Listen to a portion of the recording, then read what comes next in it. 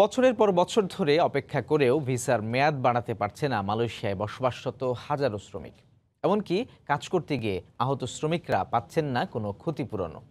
এক্ষেত্রে বাংলাদেশি অভিবাসন এজেন্সি থেকে কোনো রকম সহযোগিতা না পাওয়ার অভিযোগ এসব শ্রমিকদের। এ বিষয়ে বাংলাদেশ রিক্রুটিং এজেন্সি বাইরা বলছে তাদের কাছে কোনো অভিযোগ আসেনি। মালয়েশিয়া ঘুরে এসে রিপোর্ট করেছেন ইমতিয়াজ আহমেদ, ক্যামেরায় ছিলেন রুহুল রহমান। ১৩টি রাজ্য এবং ৩টি ঐক্যবদ্ধ প্রদেশ নিয়ে গঠিত দক্ষিণ পূর্ব এশিয়ার দেশ মালয়েশিয়া। স্বাধীনতা লাভের পর জাতিগত ও ধর্মীয় বিভাজন দূর করে একটি আধুনিক রাষ্ট্রের পথে অনেকটাই এগিয়ে প্রায় ৩ কোটি জনসংখ্যার আজকের মালয়েশিয়া।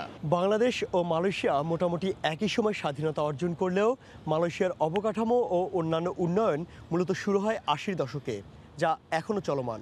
তবে সেই উন্নয়নে সবথেকে বেশি ভূমিকা রেখেছে বিদেশি বিভিন্ন শ্রমিকরা, যার মধ্যে বাংলাদেশি শ্রমিকদের অবদান অনেক বেশি। কিন্তু সেই বাংলাদেশি শ্রমিকরাই এখন মালয়েশিয়ার মাটিতে যেন সবথেকে বেশি অবহেলিত। চুক্তিপত্র অনুযায়ী যে বেতন দেওয়ার কথা তা ঠিক থাকছে না অনেক শ্রমিকের ক্ষেত্রেই। কারো কারো পাসপোর্টও থাকে না নিজের কাছে। এমনকি এ বিষয়ে বাংলাদেশি শ্রমিকদের কারো সাথে কথা বলাও নিষেধ। যেভাবে কথা কন্ট্যাক্ট কর্মে লেখা আছে সে কন্ট্যাক্ট কর্মে আমাকে বেতন দেয় না। আমাকে ৮ ঘন্টা ডিউটি, সেটি করা ১২ ঘন্টা ডিউটি। কন্ট্যাক্ট কর্মে লেখা আছে ১৫০০ টাকা বেসিক বেতন, সেটি দেয় ১২৫০ টাকা বেতন। কোনো ওভার টাইম নাই, কোনো কিছু নাই। বলছে কন্ট্যাক্ট কর্মে লেখা আছে কোম্পানির খাওয়া না নিজের খাওয়া। মালয়েশিয়ার মাটিতে বাংলাদেশি শ্রমিকদের এই নাজেহাল সহ অসহযোগিতার জন্য অভিযোগ কিছু দেশীয় ও মালয়েশীয় এজেন্টের বিরুদ্ধে।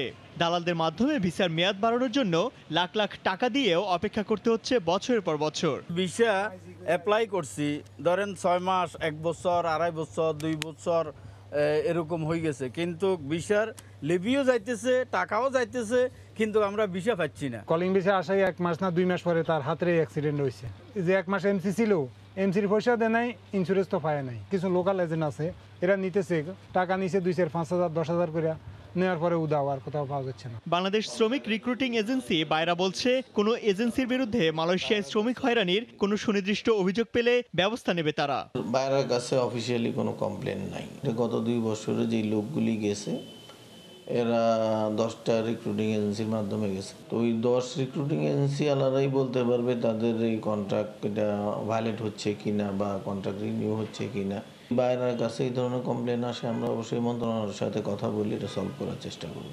এইবার যদি মালয়েশিয়াটা ওপেন হয়, আমরা চুক্তিতেই চেষ্টা করব যেন ওইখানে একটা মনিটরিং এজেন্সি থাকে, যেই লোকগুলি যাওয়ার পরে যেন এদের ওয়েলফেয়ারটা দেখা হয়। অভিবাসন হয়রানি কমাতে সরকার নির্ধারিত খরচেই ভবিষ্যতে মালয়েশিয়া সহ বিশ্বের যে কোনো দেশে শ্রমিক পাঠানোর ব্যবস্থা নেওয়া হবে বলে জানায় এই সংগঠনটি। ইমতিয়াজ আহমেদ, সময় সংবাদ, মালয়েশিয়া।